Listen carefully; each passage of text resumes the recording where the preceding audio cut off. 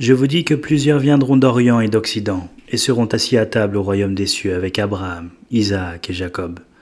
Et les enfants du royaume seront jetés dans les ténèbres du dehors. Il y aura là des pleurs et des grincements de dents. Matthieu chapitre 8, versets 11 à 12.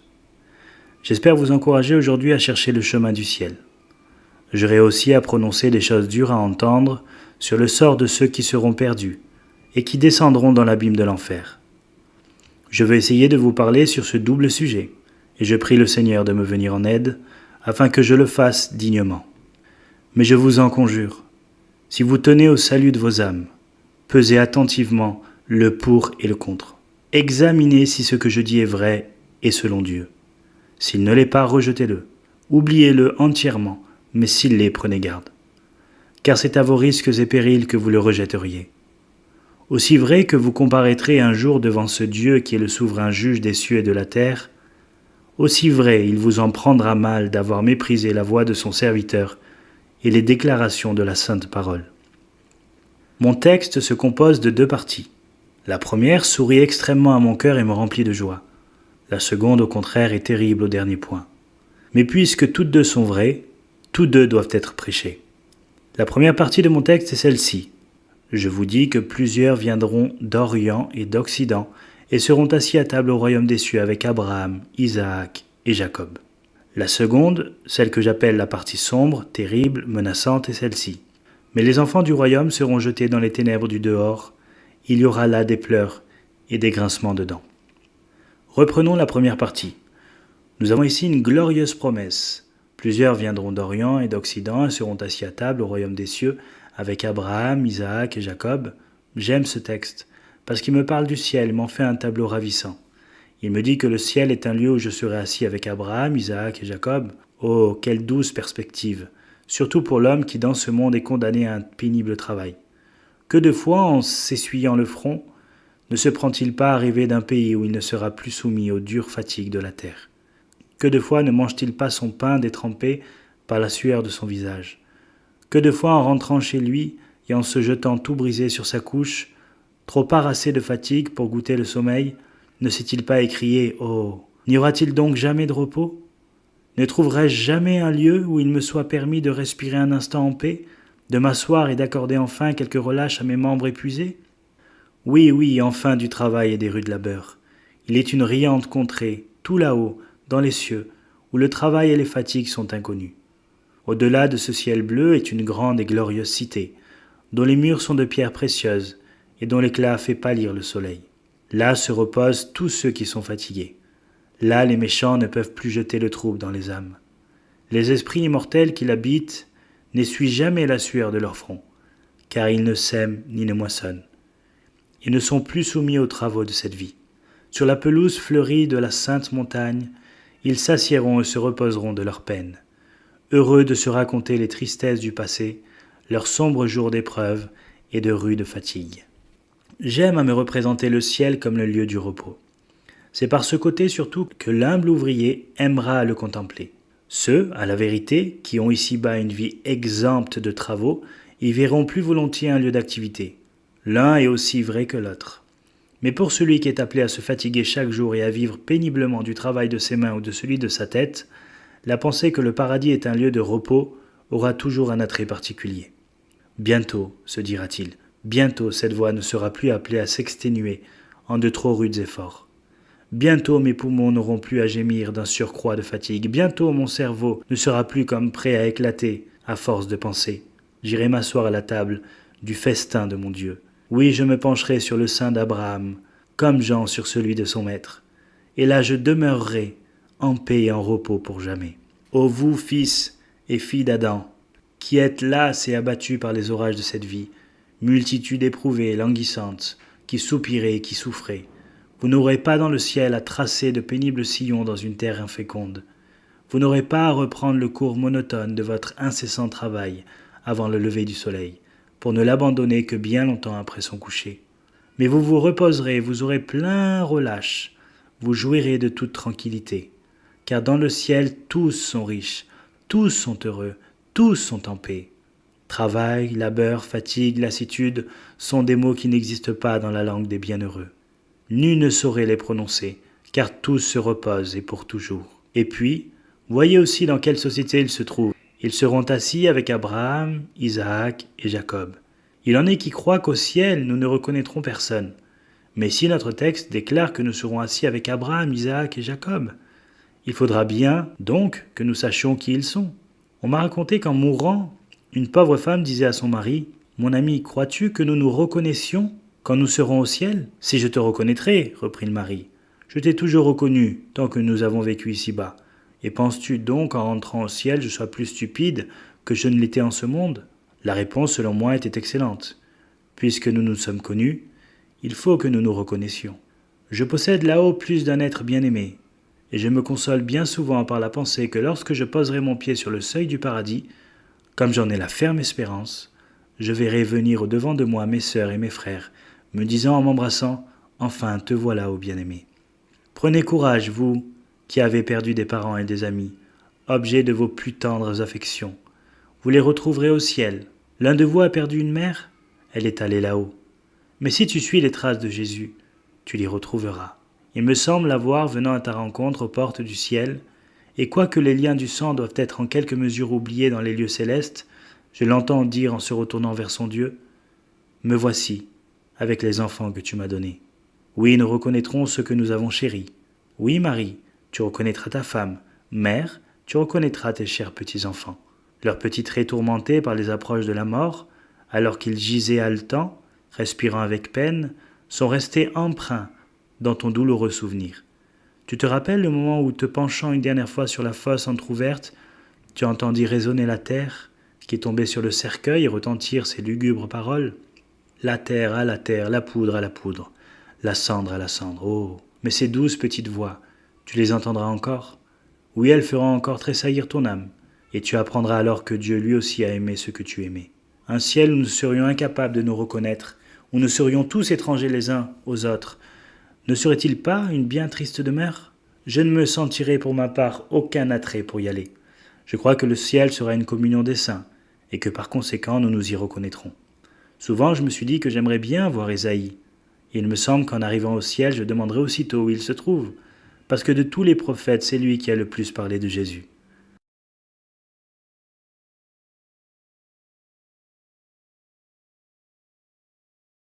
Oh, que je serais heureux de voir George Whitefield, cet homme qui prêchait au peuple sans relâche, et qui, avec un zèle plus qu'angélique, a usé sa vie et sacrifié sa santé pour le service de son maître.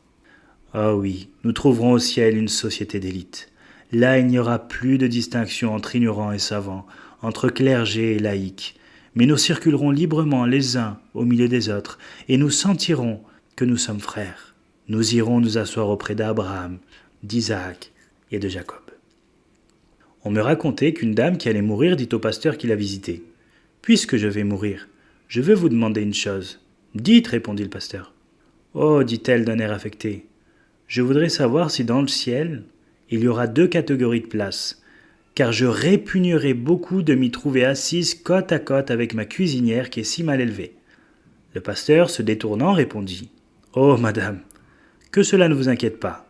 Vous ne courez pour le moment aucun danger de la rencontrer, car tant que vous ne serez pas dépouillé de ce maudit orgueil, vous n'entrerez pas dans le ciel. » Oui, il faut que nous nous dépouillions de notre orgueil, il faut, pour que nous puissions parvenir au royaume de l'éternelle gloire, que nous descendions de notre piédestal et que nous nous placions devant Dieu comme les égaux des autres hommes, les considérant tous comme nos frères.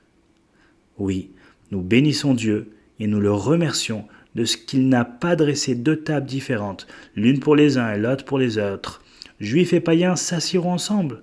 Les grands de la terre et les petits de ce monde participeront à la même nourriture, et nous serons tous assis avec Abraham, Isaac et Jacob. Mais mon texte contient une pensée plus profondément réjouissante encore. Certains bigots à l'esprit étroit voudraient que le ciel fût un lieu très restreint, où ne se rencontrassent que ceux qui se rendent à leur église ou à leur chapelle. Pour moi, je n'ai, je l'avoue, aucun désir que le ciel soit un lieu si petit, et je me réjouis au contraire en lisant dans les Écritures qu'il y a plusieurs demeures dans la maison de mon Père. Que de fois j'entends dire autour de moi « Ah, la porte est étroite et le chemin est étroit, et il y en a peu qui le trouvent. Il n'y aura que peu de gens sauvés. » Il y en aura beaucoup de perdus. Mon ami, je ne suis pas de votre avis. Christ laisserait-il la victoire aux démons? Permettrait-il au diable d'emmener plus d'âmes en enfer qu'il n'en recueillerait lui-même dans le ciel? Non, cela est impossible. Car dans ce cas, Satan aurait de quoi se moquer de Christ. Il y aura plus d'âmes sauvées que d'âmes perdues. Dieu dit qu'une grande multitude que personne ne saurait compter sera sauvée. Il n'a jamais dit que nul ne saurait compter ceux qui seront condamnés. Le nombre de ceux qui entreront dans le ciel dépasse donc tout calcul humain. Quelle réjouissante nouvelle pour vous et pour moi! Car puisque la multitude des élus sera si grande, qui empêche que je ne sois moi aussi de ce nombre? Qui empêche que vous n'en soyez vous-même? Qui empêche que cet homme tout là-bas dans la foule ne dise « Et moi aussi je veux être sauvé ». Pourquoi cette pauvre femme, ici près, ne prendrait-elle pas courage en se disant « S'il n'y en avait en tout que 6 de sauvés, je pourrais craindre de ne pas être d'un si petit nombre. Mais puisqu'il doit en venir des multitudes innombrables d'Orient et d'Occident, qui empêche que moi aussi je sois sauvé? Prends courage, toi qui es abattu. Toi qui es dans le deuil, enfant de l'affliction, prends courage. Tu peux encore espérer, tout n'est pas perdu pour toi. Je ne reconnais pas d'homme pour lequel il n'y ait plus d'espoir. S'il en est quelques-uns qui sont abandonnés de Dieu, parce qu'ils ont commis le péché qui va à la mort, la plus grande partie de l'humanité est encore à la portée de la souveraine miséricorde. Et plusieurs viendront d'Orient et d'Occident et seront assis à table au royaume des cieux. Si vous désirez savoir plus clairement d'où ils viendront, vous n'avez qu'à considérer de plus près mon texte. Il est dit qu'ils viendront d'Orient et d'Occident. Les Juifs prétendaient qu'ils devaient tous venir de Palestine. Je dis tous, tant hommes que femmes et enfants. De telle sorte que selon eux, le ciel ne devait contenir absolument que des Juifs. Les pharisiens, de leur côté, croyaient que pour être sauvés, il fallait être pharisien. Mais Jésus déclare que plusieurs viendront d'Orient et d'Occident. Il en viendra donc aussi des foules de ce lointain pays qu'on appelle la Chine, car le Seigneur accomplit une grande œuvre dans cette contrée, et nous avons lieu d'espérer que l'Évangile sera bientôt victorieux. D'autres multitudes viendront d'Irlande et du grand continent américain au-delà de l'océan. Ils en viendront des contrées du Sud, de l'Australie, de l'Afrique et des contrées du Nord, du Canada, de la Norvège, de la Russie, de la Sibérie. Il en viendra même des bouts les plus reculés de la terre, et ils s'assiéront à table au royaume des cieux. Mais je ne crois pas que ce texte doive seulement s'entendre géographiquement. Nous devons y voir un sens spirituel. Ces termes d'Orient et d'Occident ne représentent pas tant des nations diverses, comme ils indiquent diverses sortes de gens. Je pense que cet Orient et cet Occident désignent les dispositions morales les plus éloignées de la piété et de la foi, et signifient que, malgré cet éloignement infini, il en viendra néanmoins qui seront sauvés et qui posséderont le ciel. Il y aura toujours une certaine classe de gens que tout le monde regarde comme perdus et sans espoir de relèvement. J'ai souvent entendu dire de certains individus « Ah, pour celui-là, il ne saurait pas être sauvé. Il est descendu trop bas pour se relever jamais. Il n'est bon à rien. À quoi bon lui demander d'aller le dimanche dans un lieu de culte? Il est ivre dès le samedi soir. À quoi sert de raisonner avec une brute pareille? C'en est fait de lui, sa conscience est cautérisée. Vous n'avez qu'à voir tout le mal qu'il a pu faire depuis tant d'années, qu'on lui prodigue en vain toutes sortes de remontrances. Eh bien, vous qui croyez votre semblable plus méchant que vous-même, vous condamnez les autres, tandis que vous êtes tout aussi coupable. Écoutez ce que dit Jésus. Il en viendra plusieurs de l'Orient et de l'Occident. Il en viendra plusieurs qui jadis étaient des ivrognes endurcis. Je crois que plusieurs de ceux qui feront partie de la grande famille rachetée auront été autrefois de ces gens qui passaient la moitié de leur vie au cabaret. Mais Dieu les aura visités par la puissance de sa grâce, et ils auront trouvé le courage de briser la coupe de perdition.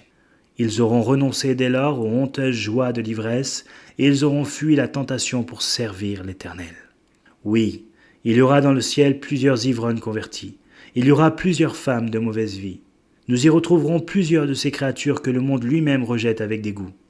Vous vous souvenez de ce mot de Whitefield, disant que le ciel contiendra plusieurs de ces âmes qui sont le rebut du diable, c'est-à-dire dont le diable lui-même ne veut plus, tant elles sont corrompues? Un jour, son amie, Lady Huntington, se risqua à lui dire qu'un tel langage n'était peut-être pas très convenable. En ce moment même, quelqu'un sonna à la porte, et Whitefield descendit.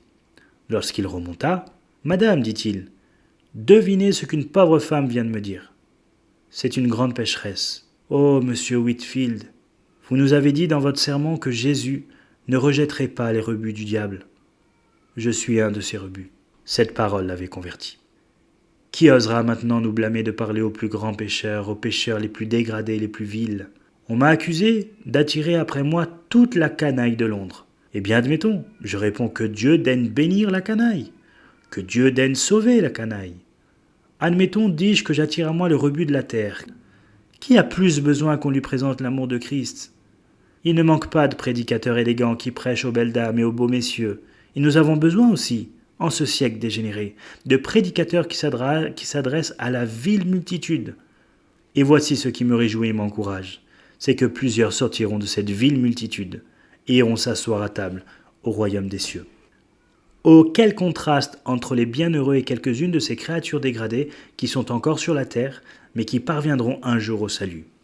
Voici un homme dont les cheveux en désordre tombent sur sa figure. Il est affreux à voir. Les yeux lui sortent de la tête. Son rire est semblable à celui d'un idiot. Il s'est tellement épuisé par l'usage des boissons qu'il semble avoir bu jusqu'à sa propre cervelle. Il ne lui reste plus d'autre vie que celle de la brute. Eh bien, je suis autorisé à vous dire que cet homme peut encore être sauvé. Dans quelques années peut-être. Je vous montrerai là-haut une brillante étoile dans le firmament de l'éternité, et je pourrai vous dire, voyez-vous cet homme dont le front est ceint d'une couronne immortelle?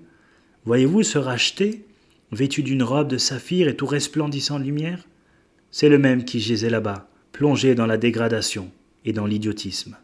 Il était bien hideux et bien repoussant, mais la souveraine grâce et la miséricorde infinie l'ont sauvé. Il n'y a que ceux, comme je l'ai déjà dit, qui ont commis le péché impardonnable, qui ne puissent plus recevoir le salut. Mais à part ce très petit nombre, amenez-moi le pire des hommes, l'homme le plus vil, et je lui prêcherai l'évangile.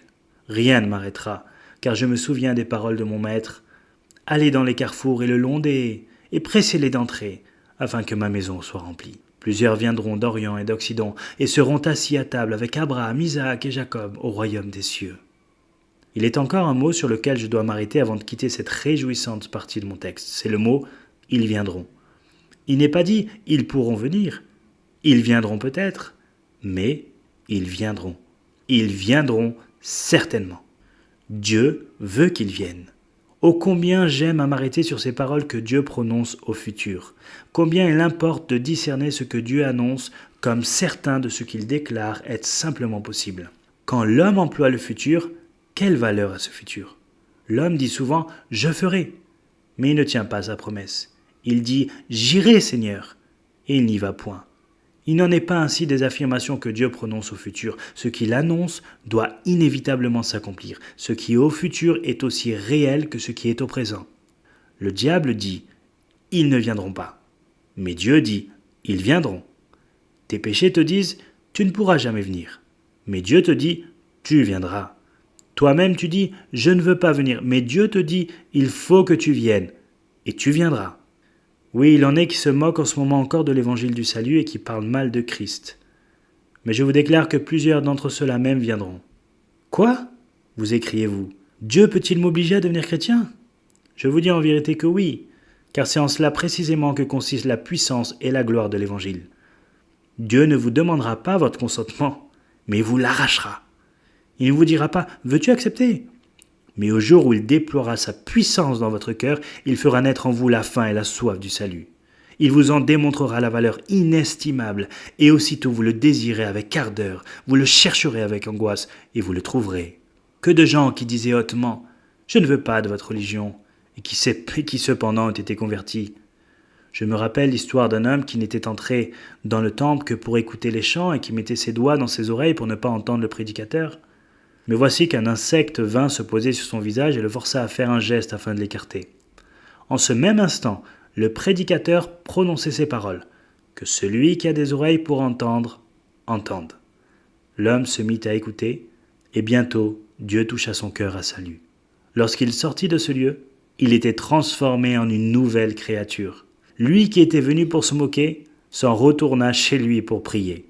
Lui qui était entré pour se railler, sortait pour plier le genou et se repentir. Lui qui était allé pour tuer le temps et se distraire, revint pour s'occuper à rechercher la présence de son Dieu. Le pécheur fut sanctifié. Le dissolu fut rempli de componction. Qui sait s'il n'y a pas ici quelqu'un de semblable à cet homme? L'Évangile n'a pas besoin de votre consentement préalable. Il saura bien le prendre. Il expulsera de votre cœur toute inimitié contre Dieu. Vous avez beau dire que vous n'avez pas besoin d'être sauvé, Christ dit vous serez sauvés. Il changera la direction de votre volonté de telle sorte que vous vous écrirez « Seigneur, sauve-moi ou je péris ». Ah, pourrait s'écrier le ciel, je savais bien que tu finirais par crier grâce, mais aussitôt les anges se réjouiront de ce que le Seigneur aura changé votre volonté et de ce que par sa puissance, il vous aura rendu croyant. Si Jésus lui-même était ce soir ici, dans cette chair, comment se comporteraient quelques-uns d'entre vous ? Oh, disaient les uns, nous le proclamerions roi. Je ne le crois pas. Je crois au contraire qu'il le crucifierait de nouveau, pour peu que l'occasion s'en présentât. S'il venait vous dire par exemple « Me voici, je vous aime, voulez-vous que je vous sauve ?» Pas un d'entre vous tous n'y consentirait, s'il était abandonné à lui-même et à sa propre volonté. Alors même que le Seigneur fixerait sur vous ses regards dont la puissance forcerait les lions à s'accroupir, alors même qu'il verserait sur vous les torrents de son éloquence divine, torrents d'amour et de céleste compassion, personne ne s'émouvrait. Personne ne consentirait à devenir son disciple. Personne, non, pas même un seul.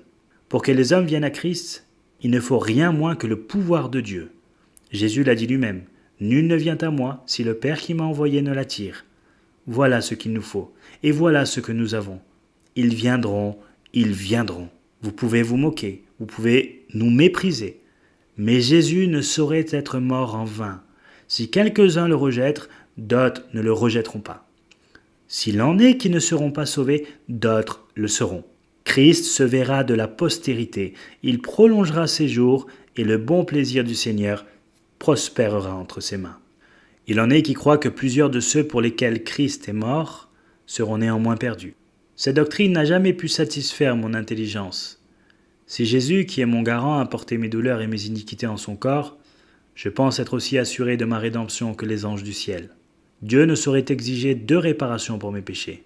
Si Christ a payé ma dette, aurais-je à la payer moi-même une seconde fois ? Non.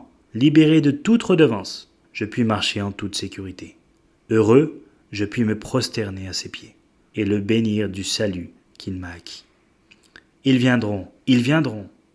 Rien de ce qui est dans les cieux, sur la terre ou même en enfer ne saurait les empêcher de venir. Et maintenant, ô le plus grand des pécheurs, écoute-moi, car je veux t'inviter à venir à Jésus.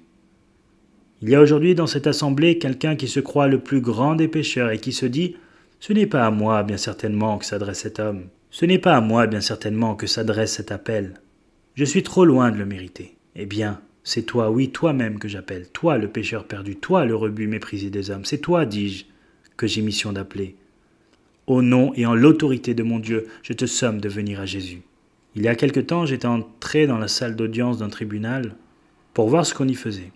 Quelqu'un appela un homme par son nom et au même instant, cet homme se mit à crier « Faites-moi place, faites-moi place !» Il m'appelle, et incontinent, il parut sur l'estrade.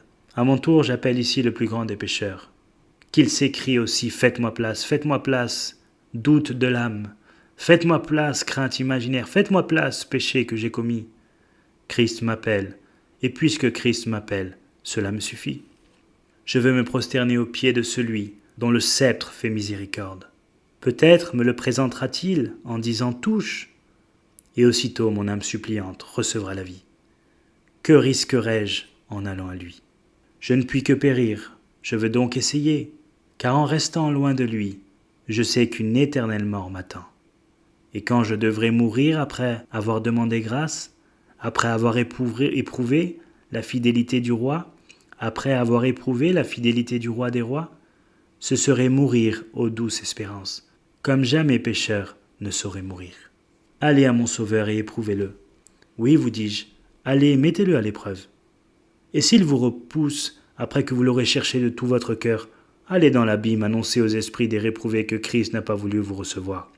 Mais c'est là précisément ce qui ne vous sera jamais permis de faire, ce qui est absolument impossible. Ce serait un éternel déshonneur pour l'alliance que Dieu a traitée, et il ne saurait le permettre, aussi longtemps qu'il est écrit « Plusieurs viendront d'Orient et d'Occident, et seront assis à table avec Abraham, Isaac et Jacob, au royaume des cieux. » La seconde partie de mon texte est navrante. Jusqu'ici, j'ai prêché avec grande joie sur ce qui précède. Mais la tâche qui se présente maintenant est douloureuse pour moi, car j'ai à déclarer une déclaration terrible. Cependant, comme je vous le disais, triste ou non, Tout ce qui est écrit dans la Bible doit être prêché. Il est des pasteurs qui ne disent jamais un mot de l'enfer. J'en ai entendu un qui disait à ses auditeurs, « Si vous n'aimez pas le Seigneur Jésus-Christ, vous serez envoyés dans ce certain lieu que la politesse défend de nommer. » Puisqu'il n'osait pas parler plus clairement, je ne vois pas pourquoi on lui permettrait de monter en chair. Si je voyais une maison en proie aux flammes, pensez-vous que je viendrais vous dire « Je crois que l'œuvre de la combustion s'accomplit là-bas » ? Et non, je crierais « Au feu, au feu !» Et chacun saurait aussitôt ce que je veux dire. Si donc la Bible nous dit nettement « Les enfants du royaume seront jetés dans les ténèbres du dehors », je ne dois pas me présenter devant vous pour atténuer cette vérité. Nous devons prêcher la vérité telle qu'elle est écrite. Celle que nous examinons est terrible, car elle annonce que les enfants du royaume seront jetés dehors. Et qui sont ces enfants ? Je vais vous le dire. Les enfants du royaume, ce sont ces personnes qui présentent tous les caractères extérieurs de la piété, mais qui n'en ont pas la réalité intérieure. Ces personnes que vous verrez prenant leur Bible et leur livre de cantiques et trottant de l'air, le plus pieux pour se rendre au temple ou à la chapelle, le visage aussi sérieux qu'une porte de prison, et parfaitement convaincus qu'elles seront sauvées, quoique leur cœur soit parfaitement étranger à l'affaire et que toute leur piété consiste dans leur activité corporelle. Voilà les personnes désignées par ces mots, les enfants du royaume. Elles sont sans vie, sans foi, sans Christ, et elles seront jetées dans les ténèbres du dehors. Les enfants du royaume, ce sont encore les enfants d'un père chrétien et d'une pieuse mère. Observez ceci, savoir que rien ne touche plus le cœur d'un homme comme lorsqu'on lui parle de sa mère. Je me souviens d'un matelot qui ne cessait de jurer et de se mutiner contre ses supérieurs. La police même ne pouvait le dompter, et il mettait le trouble partout où il allait. Un jour, il était entré dans un lieu de culte, et là, personne ne savait comment le faire tenir tranquille. Un monsieur s'approcha et lui dit « Mon ami, tu avais une mère autrefois ?» Au même instant, ses larmes coulèrent et il s'écria « Ah, monsieur, oui, oui. J'ai fait descendre ses cheveux blancs avec douleur dans la tombe et j'ai bonne façon vraiment de me trouver en ce lieu maintenant. » Il s'assit alors, immobile et tout pensif, à cette seule mention de sa mère. Parmi vous, il y a aussi des enfants du royaume qui se souviennent de leur mère. Cette mère vous prenait souvent sur ses genoux et vous apprenait de bonne heure à prier. Votre père, de son côté, vous dirigeait par ses conseils dans le chemin de la sainteté. Et cependant, vous êtes là, en ce moment sans vie spirituelle et sans espérance pour le ciel. Vous descendez vers l'abîme de l'enfer aussi rapidement qu'il vous est possible.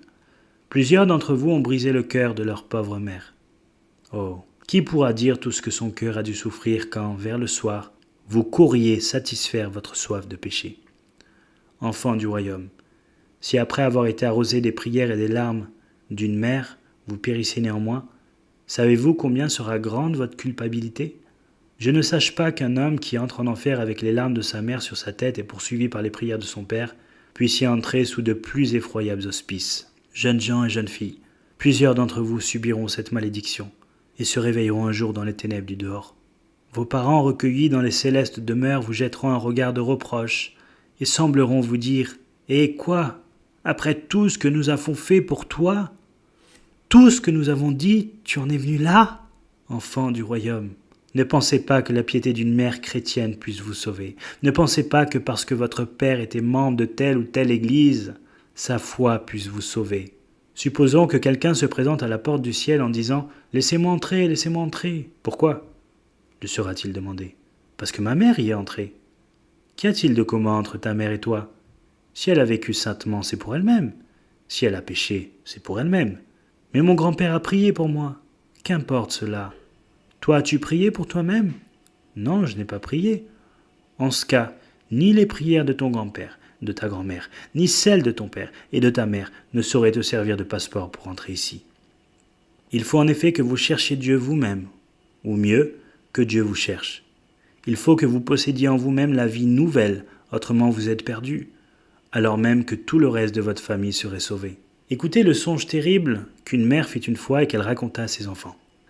Elle rêva que le jour du jugement était venu. Les livres étaient ouverts. Tous étaient présents devant le trône de Dieu, lorsque Jésus dit « Séparez la paille d'avec le froment, mettez les brebis à ma droite et les boucs à ma gauche. » Dans son rêve, la mère se trouvait avec ses enfants au milieu de l'assemblée. L'ange vint et dit « Il faut que je prenne la mère car elle est une brebis. Elle doit aller à la droite. » Les enfants sont du nombre des boucs, ils iront à la gauche. Il sembla alors à cette mère qu'au moment de se mettre en marche, ses enfants se cramponnaient à elle en criant Comment pourrions-nous te quitter? Faudrait-il nous séparer? Alors les entourant une dernière fois de ses bras, elle leur dit, « Mes enfants, si je pouvais, je vous emmènerais avec moi. » Mais à ce moment même, l'ange la toucha.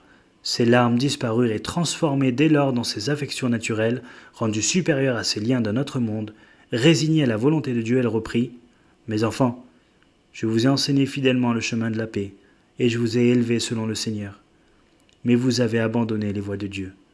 Tout ce que je puis ajouter maintenant à votre triste mais juste condamnation, c'est mon Amen. » Aussitôt elles furent arrachées d'auprès d'elle. « Jeune homme, que deviendras-tu au dernier jour, quand tu entendras Jésus te dire « Maudit, retire-toi ». Qu'éprouveras-tu, surtout quand une voix partant de derrière toi répondra « Amen ».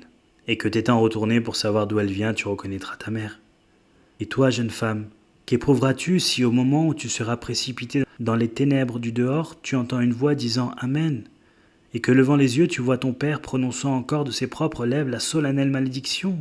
Ah, enfants du royaume, les péagers, les femmes de mauvaise vie et les plus grands pécheurs entreront dans le ciel par la porte de la repentance. On y trouvera des ivrognes, des blasphémateurs qui auront été convertis par la souveraine grâce, tandis qu'un grand nombre d'enfants du royaume seront jetés dehors. Quelle chose étrange! Que vous qui avez reçu une éducation si brillante, vous soyez perdus, tandis qu'un grand nombre d'entre les plus vils seront sauvés. L'enfer ne sera-t-il pas doublement torturant pour vous, quand vous verrez un pauvre ouvrier, jadis ivrogne et abject, couché sur le sein d'Abraham, tandis que vous, qui aviez eu une pieuse mère, vous serez plongés dans l'enfer, uniquement pour n'avoir pas voulu croire en Jésus-Christ, pour avoir mis de côté son évangile, pour avoir vécu et pour être mort dans l'indifférence. Ce qui causera vos plus cruels tourments, ce sera de vous voir rejetés, tandis que le plus grand des pécheurs sera admis et sauvé. Écoutez-moi quelques instants encore, je ne serai pas long. Mais j'ai à vous montrer ce que deviendront ces enfants du royaume. Le Seigneur annonce qu'ils seront jetés dans les ténèbres du dehors. Il y aura là des pleurs et des grincements de dents. Observez d'abord ceci. Ils seront jetés dehors. Il n'est pas dit qu'ils s'en iront volontairement, mais qu'ils seront jetés dehors. Au moment où l'hypocrite arrivera à la porte du ciel, la suprême justice dira « Le voici qui vient, le voici qui se présente. Il est resté sourd aux prières de son père, insensible aux larmes de sa mère. Il a méprisé toutes les grâces dont la miséricorde l'avait entouré, et il vient maintenant. Gabriel, prends cet homme. » Et aussitôt l'ange se saisira de vous, vous liera pieds et poings, et vous tiendra un instant suspendu au-dessus de l'abîme. Il vous ordonnera alors de regarder en bas, mais vous n'apercevrez pas le fond. Seulement des profondeurs du gouffre béant parviendront à votre oreille de lointains gémissements, des sanglots déchirants, un funèbre concert de douleurs et de cris. Un tremblement s'emparera de vos membres, vos os se fondront comme de la cire, et vos moelles tressailleront de terreur. Où est maintenant votre courage? Où sont vos ventries et votre fierté? Vous hurlez de désespoir, vous criez grâce, mais de sa main puissante, l'ange vous lance dans le gouffre en s'écriant « Va-t'en, va-t'en » et vous descendez, vous descendez, vous descendez, toujours dans l'abîme sans fond. Vous descendez encore, vous descendez éternellement, et sans jamais vous arrêter de descendre, vous êtes jetés dehors. Mais où donc serez-vous jetés? Dans les ténèbres du dehors, est-il dit. Dans un lieu où il n'y aura plus d'espérance. Car dans l'Écriture, la lumière est le symbole de l'espérance. Vous serez jetés dans les ténèbres du dehors, c'est-à-dire dans un lieu où il n'y a point de lumière, point d'espérance. Y a-t-il quelqu'un ici qui soit sans espérance? Je ne puis le supposer, l'un de vous se dit « Je dois une forte somme et je suis menacé d'une vente forcée. Mais j'ai l'espoir de faire quelque emprunt qui me tirera d'embarras. » Un autre se dit « Mes affaires vont mal, mais les choses peuvent prendre meilleure tournure et j'espère encore. » Un autre se dit « Je suis dans une cruelle détresse, mais j'espère que Dieu me viendra en aide. » Et un autre « Je suis endetté, mais j'ai des bras vigoureux. Je vais travailler avec ardeur et j'espère m'en sortir. » L'un de vous a un ami très malade que l'on croit près de sa fin. Mais vous espérez que la fièvre s'arrêtera peut-être, qu'il se fera quelque heureuse révolution et qu'il en réchappera. Mais en enfer, il n'y a plus d'espérance. On ne peut pas même espérer de mourir, car l'anéantissement même serait alors une douce espérance. Celui qui est en enfer est perdu, perdu, perdu pour toujours. Ces mots terribles, pour toujours, sont écrits sur chacune des chaînes qui le lient. Lorsqu'il lève ses regards en haut, il lit « pour toujours ». Ses yeux se fatiguent de les lire partout, et son cœur se brise de désespoir à force de les entendre retentir de tous côtés. Oh, si je pouvais vous annoncer ce soir qu'un jour l'enfer lui-même sera brûlé et anéanti, et que ceux qui étaient perdus pourront encore être sauvés. Quel jubilé pour les habitants de l'enfer à cette seule pensée. Mais cela ne se peut pas. Ils seront jetés dans les ténèbres du dehors, pour toujours. J'abrège. Car qui pourrait supporter plus longtemps de parler ainsi à ses semblables? Que font ceux qui sont perdus? Ils pleurent et grincent les dents. Est-ce que vous grincez les dents en ce moment? Non. Il faudrait pour cela que vous fussiez en proie à une douleur ou à une agonie cruelle. Eh bien, en enfer, on grince constamment les dents. Et savez-vous pourquoi? En voici un qui grince les dents contre son compagnon de misère en hurlant « C'est toi qui m'as conduit ici. C'est toi qui m'as détourné de la voie. C'est toi qui m'as fait boire une première fois. » Mais son compagnon lui répond en grinçant les dents « Tu me l'as bien rendu, car plus tard tu m'as fait devenir pire que je n'avais jamais été. » Voici un enfant qui lève ses regards sur sa mère en disant « Mère, c'est toi qui m'as élevé dans le vice. » Et la mère répond à son enfant en grinçant les dents « Que m'importe ton malheur, car tu m'as dépassé dans la carrière du crime et tu m'as entraîné à de plus grands péchés. » Des pères grincent les dents contre leurs enfants et des enfants contre leurs pères. Et s'il en est qu'ils doivent grincer les dents plus fort que d'autres, ce seront bien certainement les séducteurs à la vie de leurs victimes lorsque celles-ci leur diront « Que nous sommes heureux de vous voir en enfer avec nous. Vous l'avez bien mérité, car c'est vous qui nous y avez précipités. » Y en a-t-il ici qui ait à se reprocher d'en avoir séduit d'autres? Oh, puisse la souveraine miséricorde vous faire grâce. Nous nous sommes égarés, dit David, comme des brebis perdues. Mais dans un troupeau, jamais une brebis ne s'égare seule. Un jour, une brebis sauta par-dessus le parapet d'un pont dans la rivière, et toutes les autres la suivirent. De même, quand un homme s'égare, il en entraîne toujours d'autres à sa suite.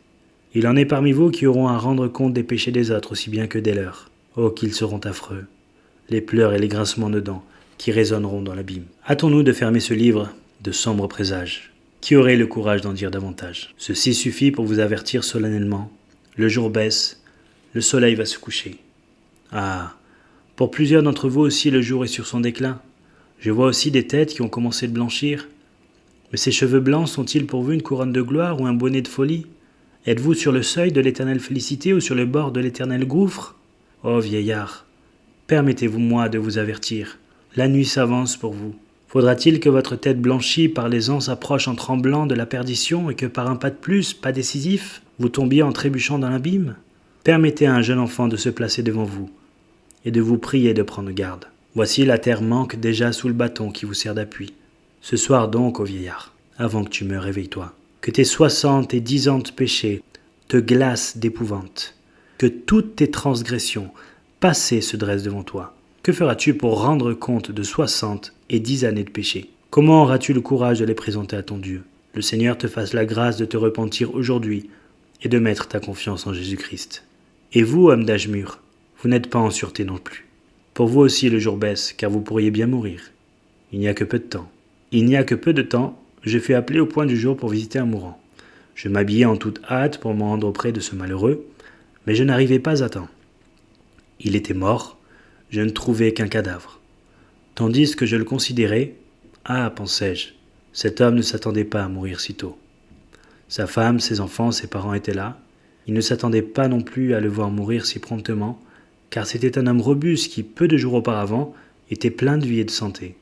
Nul d'entre vous n'a fait de bail avec la vie. Si vous en avez un, montrez-le. Allez chez vous, cherchez bien dans vos armoires. Voyez s'il ne serait point caché quelque part. Vous ne l'avez pas. Eh bien, donc vous pouvez mourir demain. Et dès lors, permettez-moi de vous donner un solennel avertissement, au nom des miséricordes de Dieu. Permettez à un frère de vous parler avec toute l'affection dont il est capable, car je vous aime, vous le savez, et j'éprouve le besoin d'insister jusqu'à ce que cette vérité ait pénétré votre cœur. Oh, qu'il sera grand le bonheur de celui qui sera mis au nombre des rachetés de Jésus-Christ. Dieu a déclaré que quiconque invoquerait son nom serait sauvé, et qu'il ne mettrait dehors aucun de ceux qui iront à lui au nom de son Fils. Un mot pour vous enfin, jeunes gens et jeunes filles. Vous pensez peut-être que la religion n'est pas faite pour vous. Laissez-nous être gais et contents, dites-vous. Et ne nous empêchez pas de jouir de la vie. Pendant combien de temps, jeune homme? Jusqu'à ce que j'ai 21 ans. Es-tu sûr de vivre jusque-là? Prends garde à ceci. À supposer que tu vives. Si tu n'as pas de goût pour les choses sérieuses aujourd'hui, tu n'en auras point alors. Abandonnés à eux-mêmes, les hommes ne deviennent jamais meilleurs. Ils sont comme un jardin. Si vous le négligez, vous y laissez croître les mauvaises herbes. Vous ne vous attendez pas à le trouver amélioré au bout de 6 mois, mais au contraire à le trouver dans un état pire. Ah, les hommes parlent comme s'ils pouvaient se repentir quand ils veulent. Dieu seul peut produire en nous la repentance. Il en est qui vont jusqu'à dire « Je me donnerai à Dieu tel jour ». Folie. Vous feriez bien mieux de dire « Je veux aller à lui et implorer sa miséricorde aujourd'hui même », de craindre que la mort ne me surprenne avant que j'aie obtenu la repentance et trouvé Jésus-Christ mon Sauveur. Je conclus. Je vous ai parlé du ciel et de l'enfer. Quel est maintenant le moyen d'échapper à l'enfer et de parvenir au ciel? Rassurez-vous, je ne veux pas recommencer aujourd'hui ma vieille histoire, comme quelques-uns l'appellent. Je n'ai pas oublié qu'à la dernière fois que je vous le disais, un brave homme de la foule s'est écrié « Allons, dis-nous donc quelque chose de nouveau ». Mais vraiment, ce n'est pas en prêchant 10 fois par semaine que je puis dire souvent quelque chose de nouveau. Les meilleurs et les plus éloquents sont là. Je n'ai pas d'autre évangile que le vieux évangile de Jésus-Christ. Celui qui croit et qui est baptisé sera sauvé. Il n'est pas question des œuvres, il ne dit pas « celui qui sera brave et honnête sera sauvé », mais simplement celui qui croit et qui est baptisé. Eh bien, qu'est-ce que croire? C'est mettre votre confiance uniquement en Christ. Le pauvre apôtre Pierre, un jour croyait, Jésus lui dit « Allons Pierre, viens à moi » en marchant sur les eaux. Et Pierre vient en marchant sur les vagues de la mer. Mais il se mit à regarder les vagues. Il eut peur et trembla. Aussitôt ses pieds s'enfoncèrent. Eh bien, pauvre pécheur, Christ te dit « Marche sur tes péchés et viens à moi ». Et si tu obéis, il te donnera le pouvoir de venir à lui. Si vous croyez en Christ, vous recevrez la force de marcher sur vos péchés, de les fouler aux pieds, de les vaincre et de les surmonter. Je me rappelle le moment où tous mes péchés se dressèrent devant moi. Je me crus alors le plus maudit de tous les pécheurs. Ce n'est pas que j'eusse commis ouvertement de bien graves transgressions, mais je me souvenais de tous les soins et de tous les précieux conseils qu'on avait prodigués à ma jeunesse, et mes péchés m'apparaissaient comme comparativement beaucoup plus graves que ceux des autres hommes. Je criais à Dieu pour obtenir mon pardon et je craignais qu'il ne voulût jamais agréer ma repentance. Je restais des mois entiers dans cette triste situation, demandant grâce, mais Dieu ne m'entendait pas, et je ne savais pas ce que c'était que d'être sauvé. J'étais parfois si las de la vie que je désirais la mort, mais je me souvenais bientôt qu'après cette vie, quelque chose de pire m'attendait, et que je n'avais qu'à perdre en me précipitant entre les mains de Dieu, sans y être préparé. D'autres fois, Dieu m'apparaissait comme le plus cruel des tyrans, parce qu'il n'exauçait pas mes prières. Plus tard, je reconnaissais que je méritais sa colère et me disais « S'il t'envoie en enfer, il sera juste ». Je me souviens du jour où, entrant dans un lieu de culte, je vis monter en chair un homme de grande taille et fort maigre. Je n'ai pas revu depuis ce jour et ne le reverrai peut-être que là-haut. Il ouvrit la Bible et lut d'une voix grêle ces paroles. « Regardez à moi, vous, tous les bouts de la terre, et soyez sauvés, car je suis Dieu, et il n'y en a point d'autre que moi. » Ah, pensai-je, je suis bien l'un de ces bouts de la terre. Puis le pasteur se tourna de mon côté et se mit à dire en me fixant comme s'il me connaissait « Regardez, regardez, regardez !» Moi qui croyais qu'il y avait beaucoup à faire, je découvrais qu'il s'agissait seulement de regarder.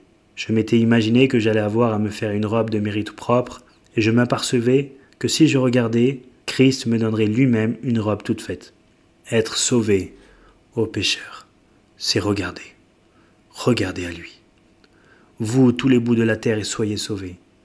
C'est là tout ce qu'eurent à faire les Hébreux lorsque Moïse éleva le serpent d'airain dans le désert. Il leur dit « Regardez ». Et ils regardèrent. Les serpents brûlants avaient beau les enserrer déjà dans leurs replis tortueux, ils avaient beau être presque morts, au premier regard jeté sur le serpent d'airain, les reptiles tombaient à terre et les mourants recouvraient la santé. Pécheur, regarde donc à Jésus. Il n'y a que lui qui puisse te secourir dans ton impuissance. Nous chantons souvent un hymne qui n'est pas exact. Hasarde-toi, pécheur, à lui confier ton âme, ne la confie qu'à lui seul. Or, je pense qu'on ne risque absolument rien en se confiant en Christ. Celui qui se confie en lui est à l'abri de tout danger. Je me souviens qu'on demandait à un chrétien qui était sur le point de mourir s'il confiait son âme au Sauveur. Il répondit « Je lui en confierais 1 million si je les avais ». Je suis convaincu que tout chrétien qui se confie réellement en son Sauveur peut répondre « Amen » à ces paroles. Confiez-vous donc en lui et vous ne serez point confus. Mon glorieux Maître ne vous mettra jamais dehors. J'ai fini. Il ne me reste plus qu'à vous remercier de votre bienveillance. Je n'ai jamais vu une si nombreuse assemblée aussi tranquille et aussi recueillie. Je crois en vérité que malgré les choses dures que j'ai dû prononcer, vous savez discerner si l'on vous aime réellement et vous attacher à celui qui veut votre vrai bien. Je remercie chacun de vous individuellement et je vous demande surtout, si vous croyez que j'ai parlé selon le bon sens et selon la vérité, de réfléchir à ce que vous êtes. Et puisse l'Esprit Saint bénir vos réflexions. Puisse-t-il vous révéler que vous êtes mort, que vous êtes perdu, que vous êtes condamné, vous faire sentir tout le malheur qu'il y aurait pour vous à tomber en enfer, et diriger vos regards vers le ciel. Puisse-t-il vous dire ce que l'ange disait à Lot, en le prenant et le poussant hors de Sodome. Fuis, hâte-toi, sauve ta vie. Dirige-toi vers la montagne, ne regarde pas en arrière et ne t'arrête pas dans la plaine. Et puissions-nous tous nous rencontrer au ciel, où nous attend une félicité éternelle.